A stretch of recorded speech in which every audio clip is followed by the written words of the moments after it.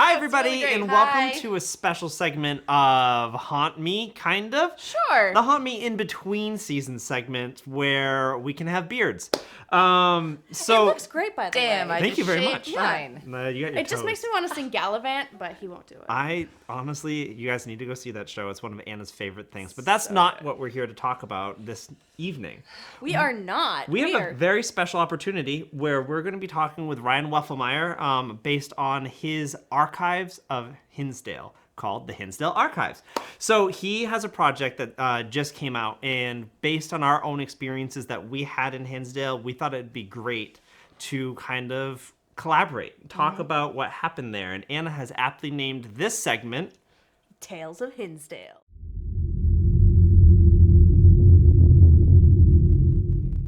Let's get at it. Let's bring him in. Bring Ryan in. Hey, Ryan, how's it going? Hey, pretty good. How about yourself? Good. Good, Thank you good. for taking the time to speak with us about your insane adventures. Seeing as how they matched up pretty closely with our insane adventures, it's time to talk Hinsdale. Absolutely. So what got you started in this whole idea, and when did you start? Ours kind of like came down the rabbit hole as a crazy opportunity that we definitely couldn't pass up. That's how we ended up at that hell house. But it seemed like you had a plan, that you wanted to go on purpose.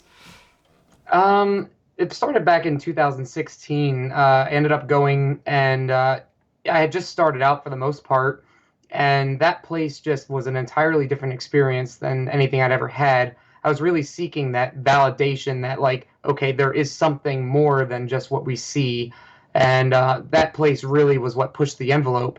From there, it turned into I have to go back. More of a like I'm curious of what there is here instead of a like a unhealthy draw to it, like an obsession to it. And Oh my god, that's Anna. That's Anna. Anna. They're not wrong. Continue. Tell me your story.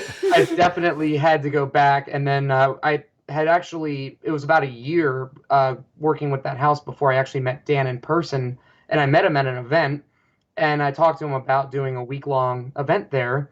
And we set it all up, and literally up to about a week before getting that all taken care of and getting to the location, everyone bailed. They had prior commitments. They either got that or got really sick. So there was too much planning involved, and I had to know more. So I ended up going by myself for a week, actually. That's insane. Bless you, The child. The house wanted you alone, and it got you alone. It did. Wow. So are you part of like an established group? Tell us a little bit about that. So when I started getting involved in paranormal, I started out with a local group, and that wasn't really what they were involved with. Wasn't really what I was seeking.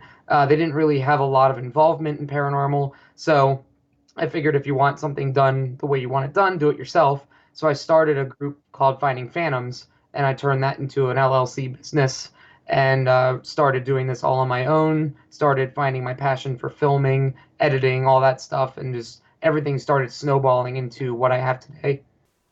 I love that because that's kind of like what's happened here too. Yeah. Like Yeah. it just started with you guys just building this. It literally, like, I remember we were on a different group before. Carol and I kind of kicked up Haunt Me. And I remember this whole thing kind of bubbled up because we were going on all these investigations, and we had nothing really to show other people about it besides our own stories. And so I remember, like, being like, oh, what if we film this sometime? And everyone was like, oh, that'd just be way too hard. And then here we are. Yeah. So, yeah, sometimes it's good to do the hard things, but with Hinsdale, doing the hard things can kill you. Yeah. All So that week, tell us about that week. You were there alone, right? I was there alone. I actually, in the next town over, rented a hotel room as an escape just in case Oh, I needed very it. smart. So smart. So I had a little bit of a safe haven. Day one, I was there and investigated by myself. Immediately within the first hour of that place, I was getting severely drained. I had to go into the woods and start investigating that just to get away from the house. But the land itself is something different that also pulls at you. So I actually ended up for a while letting the house sit, and I went into Olean and I remember I walked through a Walmart just to get back to normal energy, and it just let the Fascinating. house roll. Yeah. When you first need to night- ground, go to the Right. candy aisle in Walmart. Right. I think Walmart. it's a bad sign when you're at a haunt that's so intense the Walmart grounds you. Yep. Right. Like, yeah. Yep.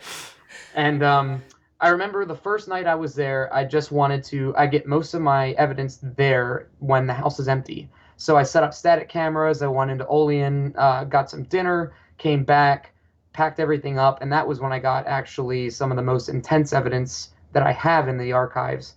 And the next day I was investigating, and then I had to leave and go into town, come back. And then actually, it was the second day that I went back. That was the experiment that I was working with Greg at.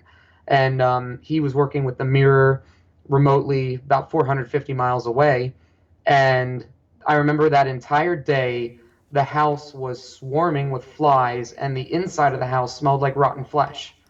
And Ew, I gross. distinctly remember that change. And I was like, this just doesn't feel right. It just feels off. Something's not going to go right. It's just weird. And during the experiment, actually, Greg was under Estes, and he said it brings the flies. And that house had flies all day long. It was just such a mess. And then the house, it tries to get attention when it sits isolated. So I thought, let's kind of poke the bear a little bit. So I locked the house up, left nothing going, and I let it sit quiet for 60 hours to the point where I actually drove about 5.5 hours south and went back home. So I was nowhere near the house, and I just let it sit.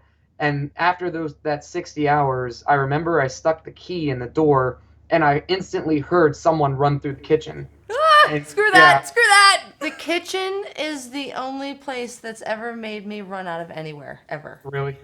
Ever. That was If I where remember right, something they had to like It was ran it up on just you, right? yeah, it was just on my back. And I went in to get a brownie that I had left on the counter and I grabbed it, I turned and I felt it and I was like, holy shit, I just ran out. right? That kitchen was what I made my kind of like my base point, because you can kind of monitor the whole house from there. And I was like, if I need a quick escape, I've got it if I need it. So, yeah. And I remember I was just like, this is gonna get crazy. And that whole day, I was just getting aggressive and just I wasn't myself. And I had a picture of myself sitting on the stairs, and it didn't even look like me. And my eye color even changed a little bit in that photo, which back when the Dandies lived there, Beth had undergone a couple of possible possessions, and each time her eye color changed to blue, and she was naturally brown. So that's historically noted as well. So let's talk about that for a second. I'm assuming if people are watching this, they already know and have a fascination with Hinsdale like you do. But let's talk about the history. What is the Hinsdale House, and what drew you there as an investigator, in your own words? It's full of history. I mean, the house itself, the main two-story portion at least, is about 20 years old or so. It used to be, that whole road used to be a carriage path, and that was one of the stops along the carriage path. And the brothers that owned it and operated it, they would take advantage of like the wealthy and like women that were traveling by themselves. They would frequently murder them and take the bodies either to the barn or the basement, depending on the season. And the barn is where the pond is now. And just so much aggravated history there for some reason. It just keeps piling up. And then on top of that, you've got investigators going in with that expectation, and they're adding their own aggravated energy to it and kind of feeding into that darkness. So, When we first got there, Ty had a panic attack. yeah. And he didn't even realize he was having an anxiety attack. And he's like, let's just go right over to the pond. And he did, and he laid right down next to the pond. Wow. Yeah, I didn't know what it was. I've had one before in my life, and I just assumed I was dying, and that was it. I mean, that's kind of what it feels like. It's Yeah. basically death. So yeah. we were literally like a heart attack. we went out to grab food, and then when we were coming back to the Hinsdale house, we were driving up that long dirt road, and all of a sudden the car was too small, and like Yeah. I couldn't breathe, and I don't even know. Like it was like approaching the house, my body just went into fight or flight mode, and I couldn't be near it. Like, and Carol, who has them all the time, like recognized that I was having one and like got me on the ground so that I could breathe without passing out. And then it was like that moment where it's just like, man, the night hasn't even started. Like, I haven't gone in the house Right. yet, you know? Anna, do you remember? I can't remember if it was to or from, but when you were driving the van, you started to get wound up driving, but it was definitely not your energy. And you're like, I don't know why I feel like this. I'm just wound up. Do you remember that? I don't remember that We at were, all. I think it, honestly, I think it was when we were going to get food. I was truly, that whole weekend when I went was a little manic, if Yeah. I were to describe it in any way. So that was, I had the complete opposite reaction of anybody else, which we can totally get into later. It left one. She But was spiraling. Ty, I had a question that Hinsdale, where that house is so beautiful. That pond is beautiful. There's lots of green, but there is that long dirt road leading up to it. When you were first arriving there, what were you thinking as you were riding up that road? I was thinking, even though you're not that far from civilization, it almost feels like when you cross into that dirt road that there's like a door that just closes off. That is just like, yeah, you feel that isolation. And the first time I went up there, I was kind of anxious, excited, didn't know what to expect. But as time went on, like even the last time I was filming last summer, as soon as I got there, I was putting the cameras together, and I was just in the driveway. I hadn't even been in the house yet. And I remember my legs were shaking, and I'm just like, why am I shaking? Like it was almost like my nerves were trying to tell me to get away from that area. It's crazy because we all just talked about our own personal experiences approaching the house. So it's awesome that people like you want to document that. For us, you know, Haunt Me spends one night in the location, and we share our experiences for that one night. For anyone that is interested in that is just catching this interview right here, that is the season finale of season 5, I believe, for us. But for you, it's out on Amazon Prime right now, and you split it into 6 different episodes, are what the archives are. So I think it's really important for people to do the work that you do, because you aren't just going to experience it, put your thoughts on it. You know, like we did some history, and like we did our experiences and what people might expect. Right. But you did a deep dive, and I think Yeah. that's, one, is courageous, and 2, I think it's really necessary for people to do that in the field nowadays, because it's not just showcasing another haunted location, it's trying to find the origin. Would you say that you are, if you haven't found it, would you say that you are close to understanding the house after doing the series? I'd say I'm about 1% there. 1%. Good answer. I actually call it the onion of the paranormal. It's just every time I'm there, it's something different. Absolutely. I agree with it. Especially after seeing your episodes, it sounds like you uncovered a lot. And it really lends itself to the mystery that is the paranormal, where it encompasses everything. I think a lot of people tend to segment it, but there are theories that it's all reflective of one sort of group, or one sort of, I don't want to say entity, because that sort of really narrows it down, but existence. And that's, I was excited to see that reflected in your episodes, for sure. I find it to be kind of like, I also refer to it as like Grand Central Station of the paranormal. Like there's just so much coming and going, and it's not all, when people think paranormal, they think specifically of just spirits and entities like that. But I think there's more to it. There's possible like elementals with the woods. There's I highly believe that there's a lot involved with like UFO activity and extraterrestrial, along with the paranormal activity. And it just so happens that during the solo trip I was there, I caught on camera something shifting upstairs, and I believe it to be a portal, and Chelsea kind of confirmed that with me. So I had the bright idea of, let's resonate the whole house at that and open that portal up and see what changes. And instantly all the stuff that's the typical paranormal just went by the wayside, and it all became extraterrestrial related and just stuff I'd never experienced before, especially at that place. I never would have thought extraterrestrials when we were there. After hearing what he captured, the Morse code, Yeah. matching it back to what we got at Fort Knox, it opened a door for me. And that's something I want to talk to you about later. Absolutely. But first, you mentioned Chelsea. I think that, so since we're starting this interview out, why don't you go through your cast of characters that you've invited into the Hinsdale house and give them a shout out and explain why you wanted these people there? Sure. So first, obviously, there's Greg and Dana. They have the Well of Intentions, which you guys were involved with getting that set for the house. Yep, we've all got our sigils at home, safely stored away. So- And so I was curious too, like what if that's the window to the house, if Greg was asking questions or if I was asking questions with like almost a 500-mile difference between us, what would correlate and come through? And at first I wasn't really expecting a lot, but then when reviewing it, when producing this, I was stunned at how much actually lined up and correlated. And it was just crazy that all of that lined up. And there's just the episode for that's an hour, and there's just so much more that I had to cut out. But it's just insane to me about that. And then on my team, there's Amanda Grimes, and she's kind of got the abilities of a medium. She's still honing in her talents and still working with it and practicing with it. But she's very good at keeping us aware of what's happening around us, and very accurate with what she describes. And she's even picked up people such as Joe Misnick from the Hinsdale House when we were at separate locations. So there are entities and there are things from Hinsdale that actually have followed me, warning me about the house or giving me messages about the house. And I've got that included in the documentary as well. Um, and then, right, and then when I was out in South Dakota, which is when Nexus came through when we were in the brothels, before leaving. Got so mad about that, by the way. I So know. mad. Sorry, please continue.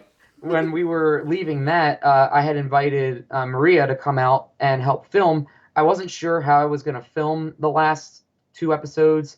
I didn't want the whole thing to be on like tripod or anything like that. It just would feel too rigid, and I wanted it to have that raw component to it. And if I filmed it all myself, I wouldn't be in front of the camera at all for the experiments. And luckily, she was able to come out and help with that, and it just came together really nicely and looked really good at the end result. And then Dan is the owner of the house, and he bought that in 2015 and has been trying to restore it back to its original condition ever since. He knows a lot about the history, so he came along for a little bit when we went back in June. And Chelsea Gill's a psychic medium. She's very talented. I've had several readings from her, and she's spot on every single time. A lot of people I find that give readings are generic, especially in their time frames. But she's like spot on. Like in 3 days, this is what's going to come across, and it's just totally spot on. So I really trust her judgment with that. And she's worked with the house a long time and worked with Dan a long time. And so I really wanted her insight into this house. And throughout the whole time, even back when I was solo filming, I would message her and get her input on certain things and run ideas past her. And we just kind of collaborated on the things that are going on in that house. That's fascinating. So and now I cool. want to pull out one more thing. So this is the thing about Hinsdale, right? Like the onion that he's talking about. I know, It's it's threads, such threads, good- threads. yeah. Again, assuming people might not know what we encountered in Hinsdale and then beyond that with the mirror. Can you explain the term Nexus to anyone that might be watching and how it's affiliated with you and the house? So Nexus actually, by definition, is simply just a link. So that's the just simple definition of it.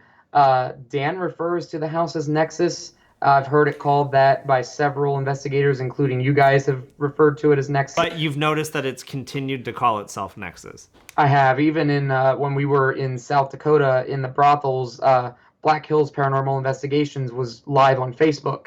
So I had their content that they gave to me to use for this. And my friend Chris is under Estes method, which his vision and his hearing is blocked out, and he's listening through the static of the spirit box. And as soon as he goes under Estes, he said he heard the term Nexus, and then he said it knows I'm coming, and I'm just nonchalantly in the background like, yeah, I know. Wow. That is... I didn't realize it had spread so much. I think that's the thing about the Hinsdale House. Is that's what it does. So It's just hooks in you. Yeah, so one of the things that I thought of a lot after making those two episodes in season 5 and now with the Hinsdale Archives are the house craves attention, right? Like that, like you were saying earlier, you starved it for 60 hours and it was eager to get you back. what are your thoughts about creators like us using a platform like YouTube or Amazon Prime doing its work for it? Can you explore like the metaphysical type of attributes there of what a filmmaker might be doing playing into something like Nexus's hand? I think that it uses that kind of as an avenue. I don't know if watching something, when you upload a video, it's just kind of like statically on the internet. It's just there. It might be aware of that, but I don't know if that necessarily feeds it. But what I think it does is it starts getting its hooks into the audience. And then more people look into it, and then it starts getting booked more and more.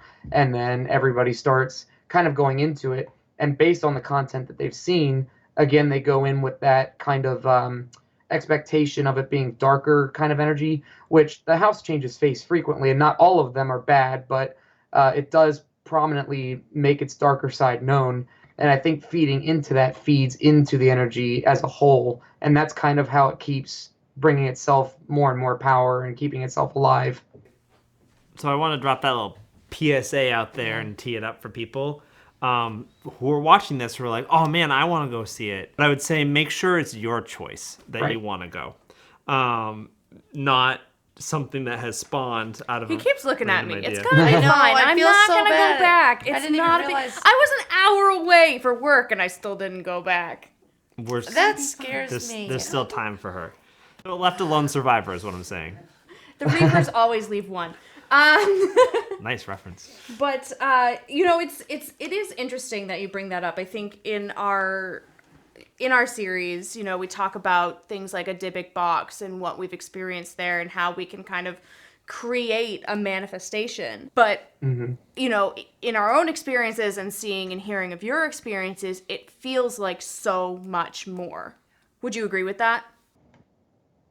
I would, and the thing that fascinates me as well is that, like, with the isolation phase, one thing going into locations is you have to consider, like, was there a group here the night before that put forth a lot of agitation towards the location that you're picking that up? And with the isolation phase, what was curious to me was I know for a fact there was nobody there, and when I had left the location, it was kind of aggressive towards me, but it was kind of a lighter feeling. And then immediately when I went back, it was full force, like reaching out the door, trying to get me back. So it was its own consciousness at that point. That's crazy. something that I really want to talk more about is that reaching out. But right now we're actually going to have to let you go, and we'll come back and follow up with that on the next episode. So we'll give you a call back and talk to you soon. Yeah. All right. Awesome. So yeah, thank you very much, and we will talk to you on the next time. If you guys are watching, if you want to see more, of course you do, Always. go watch the Hinsdale Archives on Amazon Prime right now. There'll be a link in the description, as well as a link to all of our social medias where you can follow us and Ryan as well. There's also going to be, the next episode will be coming out very soon so that you can hear the behind the scenes of the Hinsdale Archives of this house in depth, and we're going to do that all next time on the Hinsdale Tales.